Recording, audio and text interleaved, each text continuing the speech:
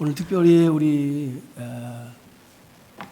정재화 선교사님 네 분 이렇게 오셨는데 30년을 선교 사역지에서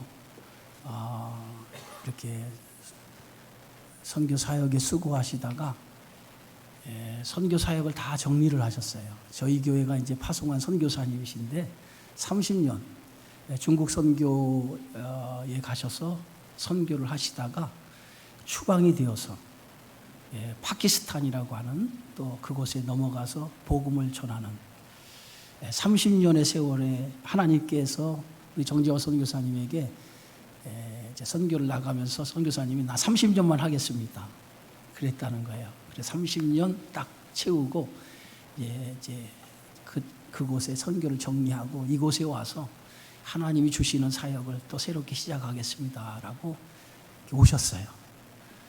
참 어떻게 보면 30년 세월 동안에 참 고생도 많으셨는데 오늘 이렇게 오셨어요. 우리 정재화 선교사 잠깐 나오시죠. 예전 사모님 함께 나오시죠. 인사 한번 하시고 한번 말씀 한번 또 그 안에 있었던 우리 인사하실 때 크게 한번 박수 한번 치실까요?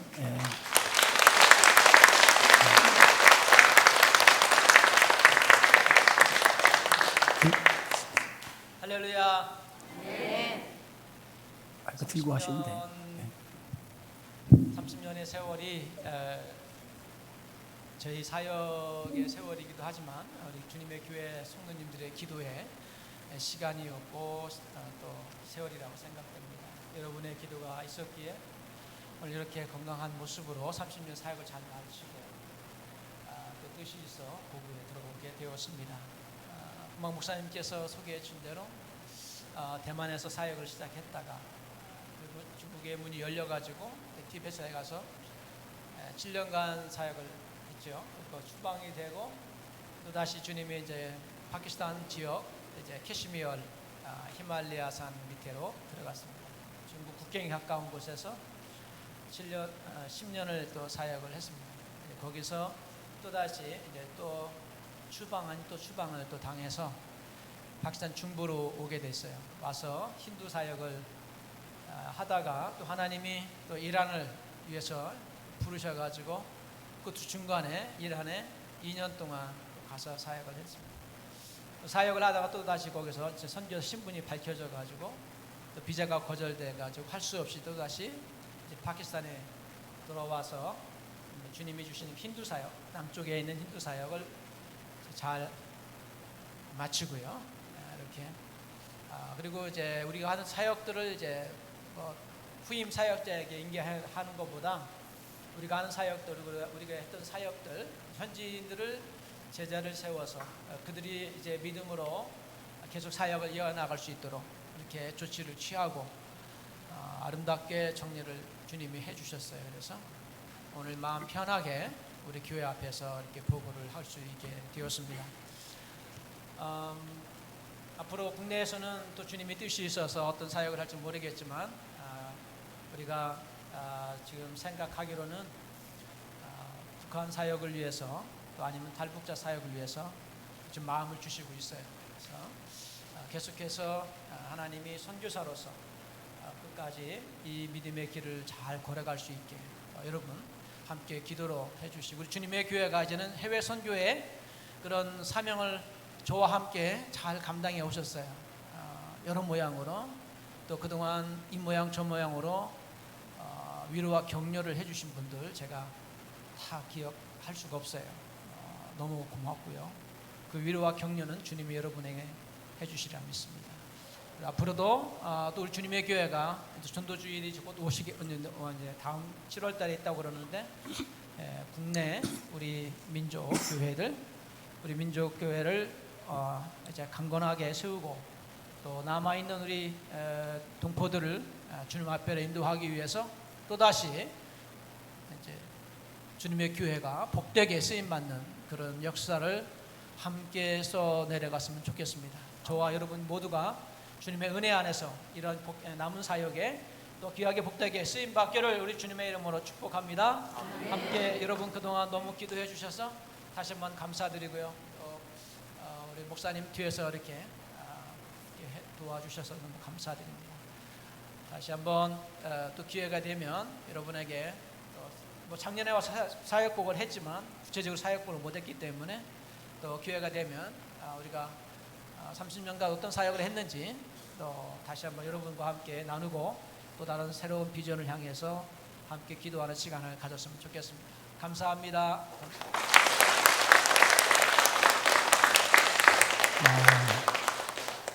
할 말씀이 참 많으신데 우리가 시간을 내어서 한번 선교 사역 보고, 정재화 선교사님도 사역 보고가 많지만은 우리 이해란 사모님 선교사님도 사역 보고가 많아요. 듣다 보면 눈물이 나고, 또 저렇게 우리가 선교 사역을 이렇게 할 수 있나 그런 마음의 도전을 받거든요.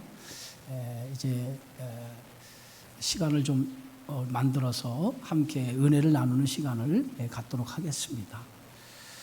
다음 주는 우리가 후반기를 시작하는 그러한 첫 번째 주일이면서 맥주 감사 주일입니다. 특별히 맥주 감사 주일을 우리가 드리면서 하나님이 제일 기뻐하신 일이 뭘까라고 생각해 봤어요. 감사의 최고의 감사가 뭘까?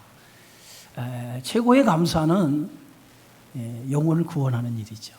그죠? 생명을 살리는 일만큼 최고의 감사, 하나님께 돌리는 일이 어디 있겠습니까? 그래서 우리 맥주 감사 주일을 드리면서 우리 모두가 함께 정말 한 영혼이라도 그간의 교회에 나오지 않은 사람들 함께 하는 자리를 좀 마련했으면 좋겠다. 그것이 하나님 앞에 영광을 돌리는 일이고 가장 감사하는 일이 아닌가 생각을 하고, 우리가 전도 축제로 온 성도가 함께 이제 코로나19도 끝나는데 그런 마음을 가지고 이제 맥주 감사 주일을 드리려고 합니다. 세상에서 가장 시급하고 중요한 일이 있다면 생명을 살리는 일이라고 생각합니다. 생명을 살리는 일만큼 시급하고 중대한 일이 없다고 생각해 볼 수 있어요. 이 전도라고 하는 것은 바로 그러한 일이라고 믿습니다. 영혼을 살리는 일, 그리고 가장 시급하고 중요한 일, 그게 바로 전도라고 믿습니다. 그런데 중요한 것은 영혼을 구원하는 일꾼이 많지 않다는 거예요. 우리 성도들이 대단히 많은 것 같습니다만은, 그러나 영혼을 구원하는 이 전도하는 이 일에 일꾼이 없다는 거예요. 예수님도 그런 말씀을 하셨어요. 추수할 것은 참 많은데 일꾼이 너무 없다. 전도할 사람은 너무 많은데, 아직도 예수 믿어야 할 영혼은 너무 많은데 그 예수 믿게 할 일꾼이 너무 없다는 거예요. 여러분, 영혼을 구원하기 위해서 제일 먼저 해야 될 일 가운데 하나가 전하는 일이죠. 복음을 전해야 듣는 사람이 생겨요. 전하지 않으면 듣는 사람이 생길 수가 없어요. 전해야 듣게 되어지고, 그리고 그 들음을 통해서 영혼이 예수 앞에 돌아오지 않습니까? 그래서 예수님은 복음을 받아들이는 사람을 밭에 비유하고 복음을 씨에 비유를 했습니다. 먼저 농부가 밭에다 씨를 뿌려야 열매를 거두는 것처럼 복음을 뿌려야만이 그 복음의 열매가 나타나도록 되어져 있다는 거예요. 믿음이라고 하는 것은 성경에 보면, 오늘 성경 말씀에도 이렇게 써 있어요. 17절에 믿음은 들음에서 난다 그랬거든요. 들어야 믿음이 생기는 것처럼 듣지 못하면 믿음이 생기지 못합니다. 복음을 듣지 못하는데 어떻게 예수를 믿을 수 있을까요? 그래서 우리 선교사님들이 선교 사역을 하게 되어지는 거고, 많은 사람들이 복음을 전하는 거 아니겠어요? 들어야 믿음도 생기고, 들어야 그들이 예수를 영접하게 되어집니다. 그래서 오늘 성경 말씀 14절에 그런즉 그들이 믿지 아니하는 일을 어찌 부르리요, 듣지 못한 일을 어찌 믿으리요, 전파하는 자가 없이 어찌 들으리요, 이렇게 말씀했어요. 여러분, 예수를 여러분이 믿을 때 어떻게 믿었나요? 누가 예수님을 여러분에게 전했기 때문에, 복음을 전했기 때문에 여러분들이 예수를 믿은 거 아니겠어요? 만약에 여러분에게 예수를 소개하거나 예수의 복음을 전하지 않았다면 여러분도 예수 믿는 사람이 되지 않았을 거예요. 누군가 나에게 복음을 전했기 때문에 그 복음이 내게 들려와서 내가 복음을, 믿음을 통해서 그 믿음으로 예수를 믿게 되어지고 그 믿음이 나를 구원한 줄 믿습니다. 그만큼 이 복음을 전하는 것만큼 중요한 일이었고, 이 복음을 전한다라고 하는 이것은 오늘 성경의 말씀에 보면 아름다운 소식을 전하는 자라고 얘기하고 있어요. 아름다운 소식을 전하는 자, 그런 사람은 가장 복 있고 복 있는 사람이라고 성경은 우리에게 말씀하고 있어요. 여러분, 아람 나라에 성경에 보니까 군대 장관인 나아만이라고 하는 사람이 있었습니다. 근데 이 나아만은 아람 나라의 군대 장관으로서 왕의 총애를 받는 사람이었지만은 그에게는 고칠 수 없는 질병을 가지고 있었어요. 바로 나병이라고 하는 질병을 가지고 있었습니다. 여러분 잘 아는 것처럼 나병은요, 예전이나 지금이나 고치기 힘든 병이에요. 나병이 한번 걸리면 그 병은 죽기까지 고통 속에서 살다가 죽을 수밖에 없는 질병이 나병이라고 하는 질병입니다. 그래서 성경은 나병은 하나님이 내린 저주의 병이라고 이렇게 명하고 있어요. 그런데 이 나만이라고 하는 사람이 나병, 이 문둥병에 걸린 거예요. 얼마나 고통스러웠겠습니까? 얼마나 힘든 인생을 살아가겠습니까? 그런데 그에게 어느 날 기쁜 소식이 들렸어요. 그 소식은 바로 이스라엘 나라에서 포로로 잡아온 어떤 소녀가 자신에게 들려준 얘기였습니다. 우리나라 이스라엘 나라에 가면 엘리사라고 하는 선지자가 있는데 그 선지자는 못 고칠 질병이 없다는 거예요. 그 소식을 나아만에게 전해줬어요. 나아만은 그 소식을 듣자마자 이 소식이야말로 가장 기쁘고 좋은 소식이었어요. 그래서 나아만은 이 소식을 듣고 자신의 군왕인 아람 왕에게 고하고 이스라엘 땅으로 가서 엘리사를 만나게 되어지죠. 엘리사를 만났던 엘리사가 그 나아만에게 이렇게 얘기합니다. 요단강에 가서 당신의 몸을 7번 씻으십시오. 그러면 7번 요단강에 물을 담겨 7번 씻으면 살이 어린아이처럼 깨끗이 고쳐질 겁니다. 나을 것입니다. 그렇게 얘기를 했어요. 나아만이 그 엘리사가 한 말대로 요단강에 가서 몸을 7번 씻었더니 그의 몸이 정말 깨끗이 나병을 고치게 되어졌습니다. 소녀의 말 한마디가, 소녀의 말 한마디가 나아만을 질병에서 구원한 거예요. 바로 소녀가 그 기쁜 소식을 전하지 않았다면 이 나아만은 평생 이 나병, 문둥병에 걸린 채로 살아가고 고통 속에 살아갔을 거예요.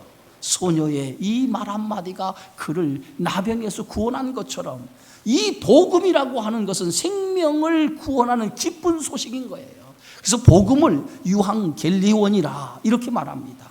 유한겔리온이라고 하는 말의 뜻이 뭡니까? 기쁜 소식, 좋은 소식이라고 하는 뜻이 유한겔리온이라고 하는 뜻이에요. 원래 유한겔리온이라고 하는 이 단어는 로마 황제에게 사용되었던 단어라고 합니다.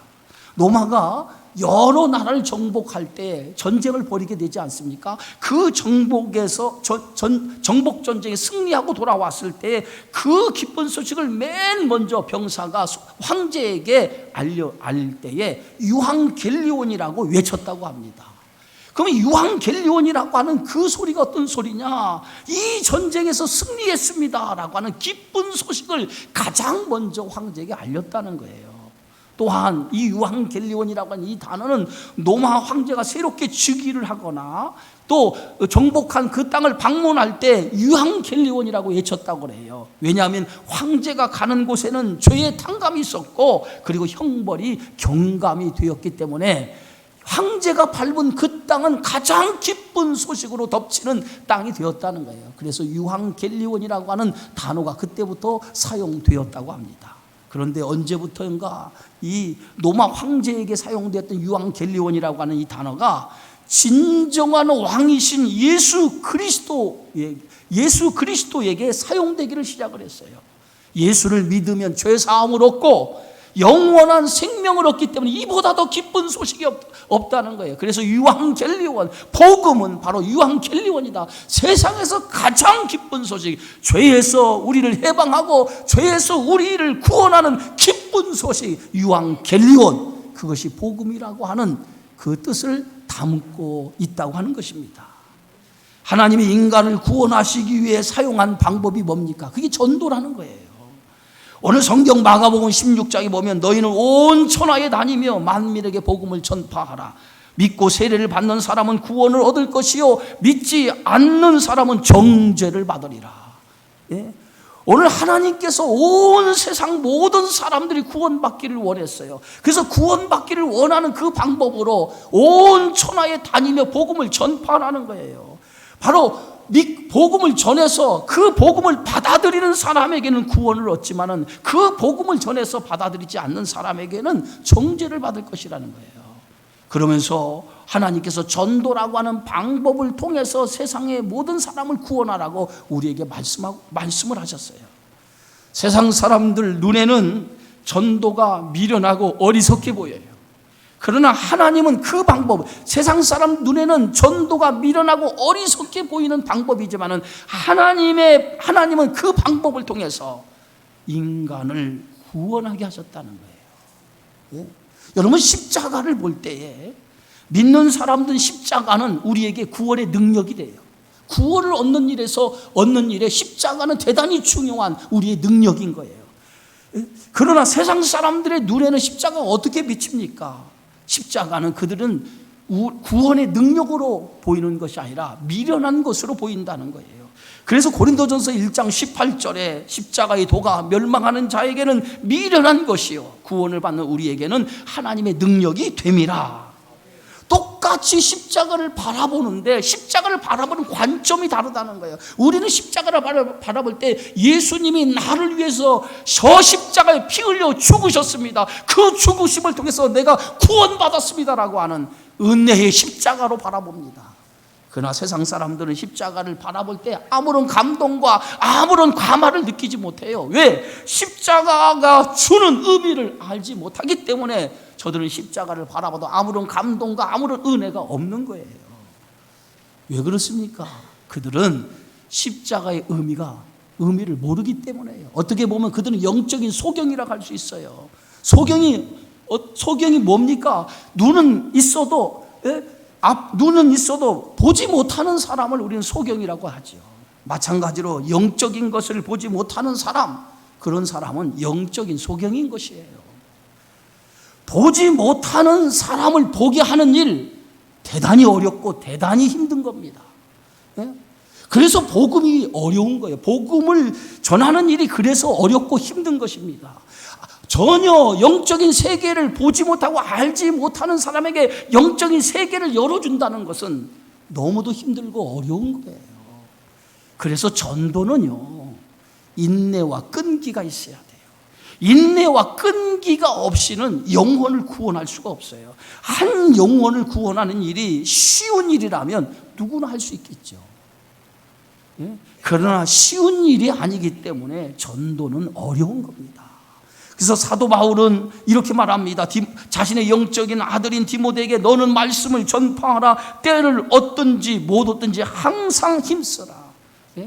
말씀을 전파하라는 거예요. 때를 얻든지 못 얻든 전도가 그만큼 힘들고 어렵기 때문에 인내와 끈기를 가지지 않으면 영혼을 구원할 수 없기 때문에 때를 얻든지 못 얻든지 인내와 끈기를 가지고 항상 복음을 전파하는 자가 되라고 이렇게 영적인 아들 디모데에게 가르치고 있습니다. 예수 믿으세요 라고 사람들에게 복음을 전하면 내가 예수 믿지요, 내가 교회에 다니지요, 이렇게 쉽게 얘기하는 사람 봤습니까? 별로 없어요. 별로 없는 게 아니라 아예 없어요. 아예. 교회 다니세요 하면은 때론 비방하지요. 너나 잘 다니세요. 조롱하지요. 때로는 그런 조롱과 비방뿐만 아니라 때로는 굴욕과 모욕까지 참아야 돼요. 예. 그런데 예수님은 우리를 구원하시기 위해서 온갖 비방과 조롱을 다 받으셨어요. 그것뿐만 아니라 십자가에서 자신의 전부를 다 내어주시면서 우리를 십자가에서 구원을 이루셨어요. 예수님의 이러한 비방과 굴욕, 이런 희생과 헌신, 이 사랑이 있었기 때문에 우리가 구원을 받을 수 있었던 겁니다. 복음을 전하는 사람도 이런 마음이 있어야 돼요. 예수님의 그 사랑의 마음을 가지고 어떤 굴욕, 어떤 비방, 어떤 조롱이 있어도 그것을 참고 그리스도의 사랑으로, 주님이 나를 사랑한 그 사랑을 가지고, 그 사랑으로 한 생명을 사랑하는 마음을 가지고 복음을 전해야 된다는 거예요. 그런 사랑이 있을 때, 그리스도의 그런 마음과 그리스도께서 나를 사랑하는 그런 사랑이 있을 때에 어떤 힘듦과 어려움에도 그걸 견디고 우리는 복음을 전할 수 있는 것입니다. 사도 바울도 복음을 전하면서 많은 환난과 핍박을 당했어요. 그 수고를 통해서 그가 많은 교회를 세웠습니다. 오늘 성경 말씀 고린도후서 11장 23절에 보면 그들이 그리스도의 일꾼이냐 정신없는 말을 하거니와 나는 더욱 그러하도다. 내가 수고를 넘치도록 하고 옥에 갇히기도 더 많이 하고 매도 수없이 맞고 여러 번 죽을 뻔하였다라고 얘기했어요. 바울이 복음을 전하는데 그냥 복음을 전하는 곳은 한 군데도 없어요. 순수하게 복음을 받아들인 지역은 한 군데도 없었어요. 어떤 때는 지독은 매를 맞고 감옥에 갇히기도 하고 어떤 때는 죽을 뻔한 고비도 있었어요. 이렇게 수많은 지역을 다니면서 복음을 전할 때에 한 번도 순수하게 그곳 사람들이 복음을 받아들인 적은 없어요. 그러나 생명 걸고 그리스도의 사랑을 가지고 복음을 전할 때에 그곳에 예수의 생명이 나타난 줄 믿습니다. 그게 복음의 역사예요. 복음은 끈질기게 인내를 가지고 그리스도의 사랑의 마음을 가지고 복음을 전할 때 그곳에서 생명의 역사가 잉태된다는 거예요. 여러분, 한 생명을 잉태하는 일은 해산하는 고통과 같은 거예요. 한 생명을 탄생시키기 위해서 여자가 그 아이를 갖고 해산하는 그 고통, 여러분 이해됩니까? 남자들은 죽었다 깨나 이해를 하지 못할 거예요. 한 생명이 잉태하는 고통은요, 세상의 그 고통보다도, 그 어떤 고통보다 가장 큰 고통이라고 합니다. 예? 그 여자들이 아이를 이렇게 잉태를 하고 해산하고 난 다음에 이렇게 얘기하죠. 다시는 나는 아이 낳지 않겠다. 다시는 나이 낳지. 얼마나 그 고통이 크면 다시는 나는 아이 안 낳겠다, 그런 얘기 하잖아요. 예? 왜 그래요? 그만큼 그 고통이 견딜 수 없는 고통이기 때문에 그래요. 전도는 바로 그런 고통인 거예요. 해산의 고통.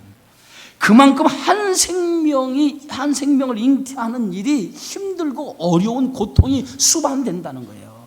그러나 해산의 고통, 아이를 갖고 그 아이가 해산하면 그 아이가 태어나는 그 생명이 잉태될 때에 그 잉태의 기쁨은 해산의 고통과 비교할 수 없는 기쁨이 있어요.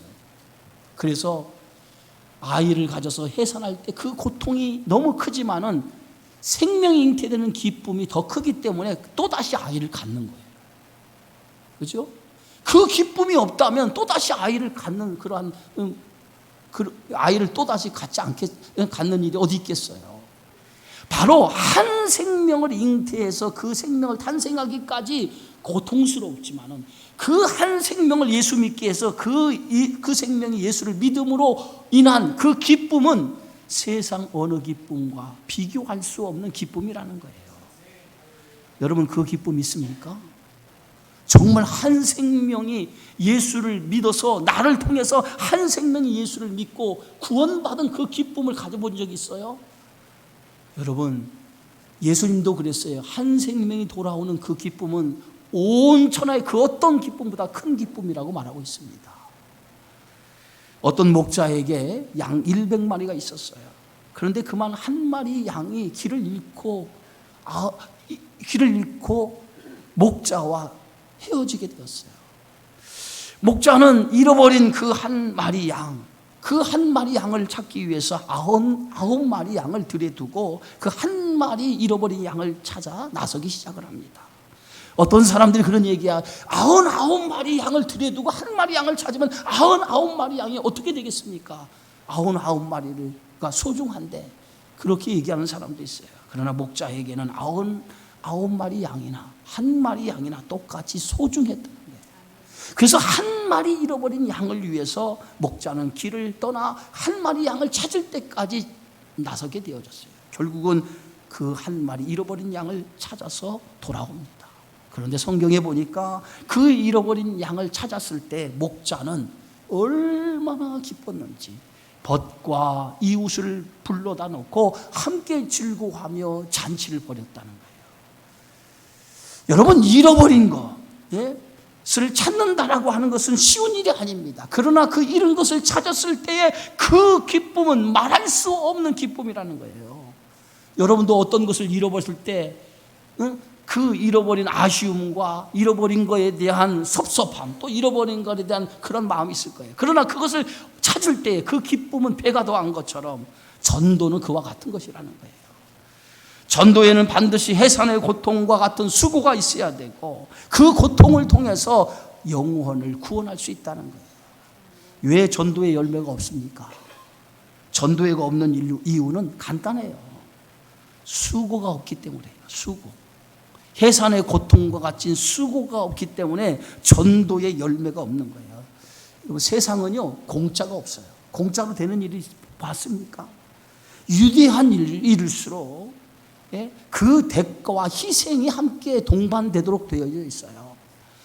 전도하는 일, 이 생명을 구원하는 일은 그만큼 희생과 그리고 그만한 대가가 지불되지 않으면 영혼을 구원할 수 없어요. 예수님이 우리를 구원하시기 위해서 당신의 생명을 십자가에서 지불하신 그 대가를 통해서 우리를 구원하신 것처럼 우리가 그런 수고와 그런 노력과 그런 애씀이 없이는 영혼을 구원할 수 없다는 거예요. 그래서 전도를 위해서는 제일 먼저 해야 될 일이 뭡니까? 체면과 자존심을 버려야 돼요. 전도할 때에 제일 중요한 것이 뭐냐? 영혼을 사랑하는 마음이 있다면 그 마음을 가지고 나의 자존심, 나의 체면을 내려놓아야 돼요. 육신의 평안을 생각하면 절대로 영혼을 구원할 수 없습니다. 그리고 또한 전도는 시간을 투자하고 물질을 투자해야 됩니다. 그래서 온전히 나를 드려야만이 한 생명을 구원할 수 있게 되어지는 줄 믿습니다.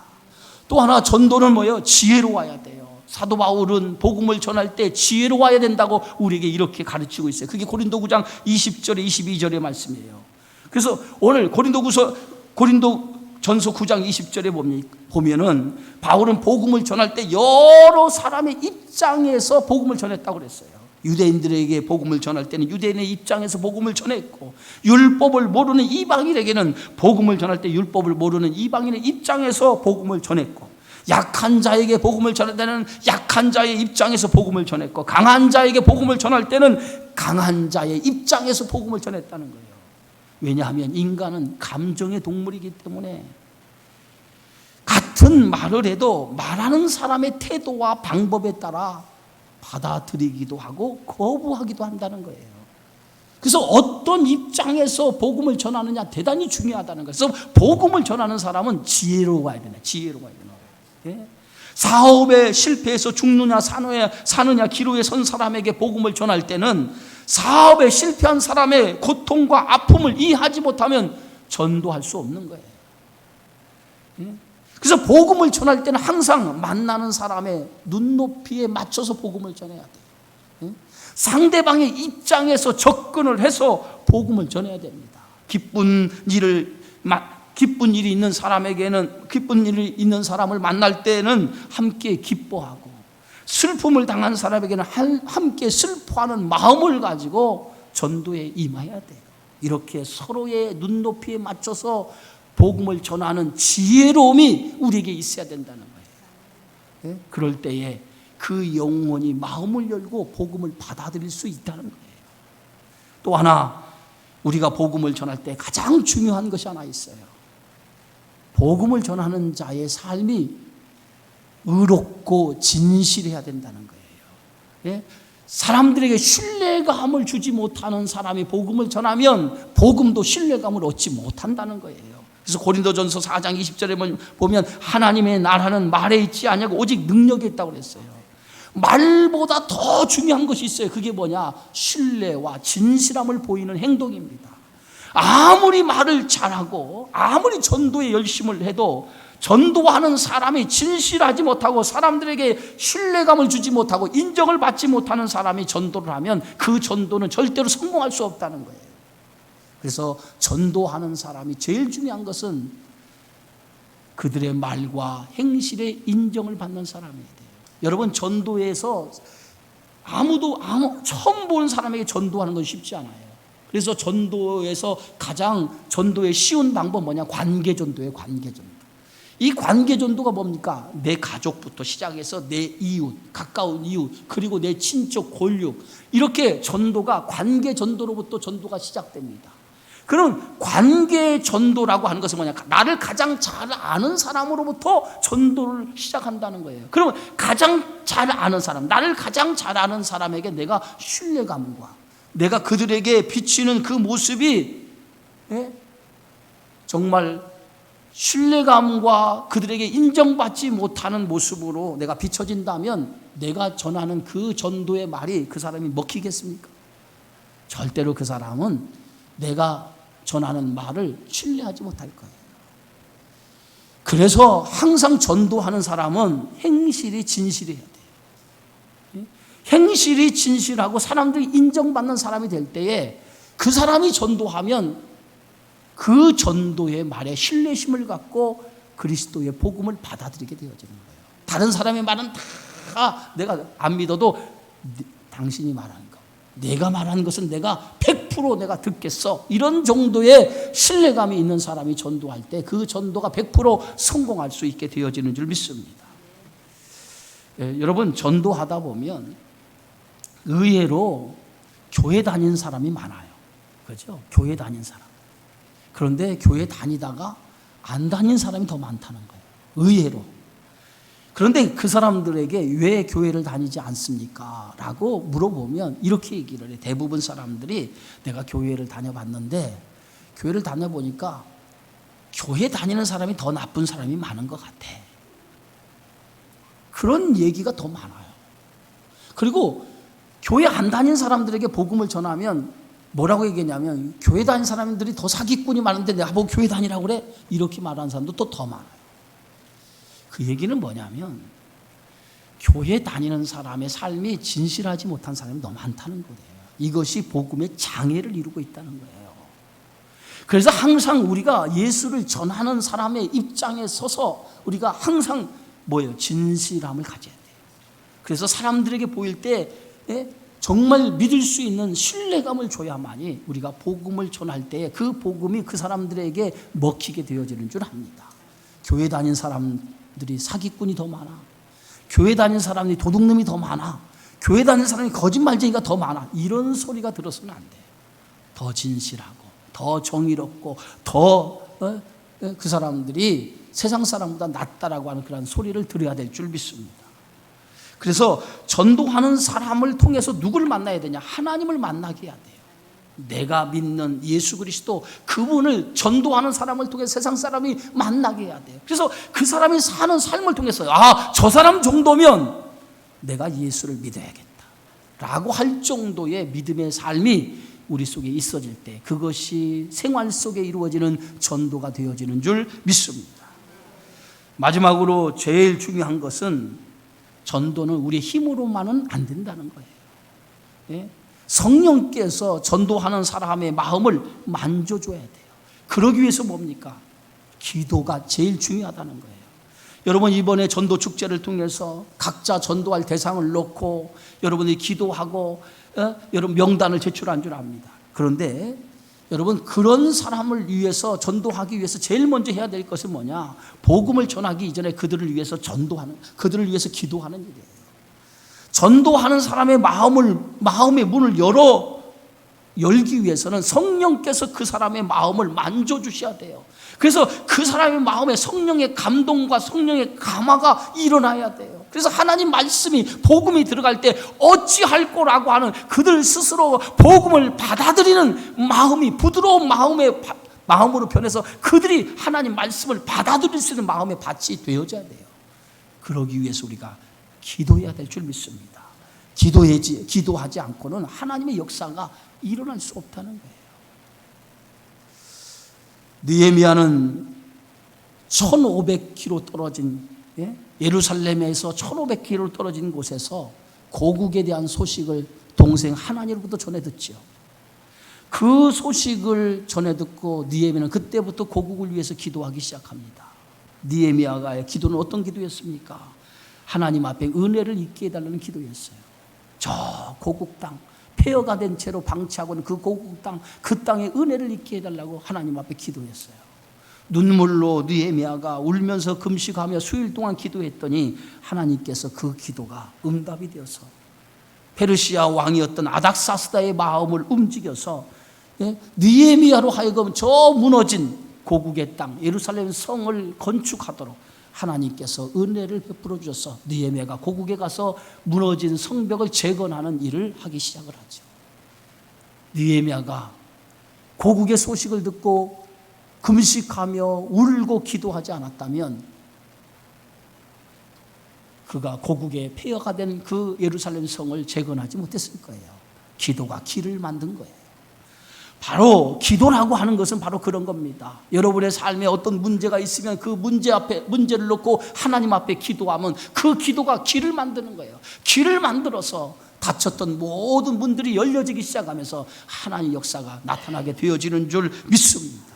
바로 전도라고 하는 것도 그런 거예요. 전도 처음 시작할 때 막막하지만 여러분 기도하세요. 기도하다 보면 전도할 대상이 떠오르게 되어져요. 그리고 그 영혼을 위해서 기도하게 되어지면 그 영혼의 마음을 누가 만져주느냐? 하나님이 만져주기 시작해요. 하나님이 만져주시는 그 마음에다가 복음을 전해야만 그 복음이 그의 심령에 들어가서 복음이 열매를 맺게 되어지는 줄 믿습니다.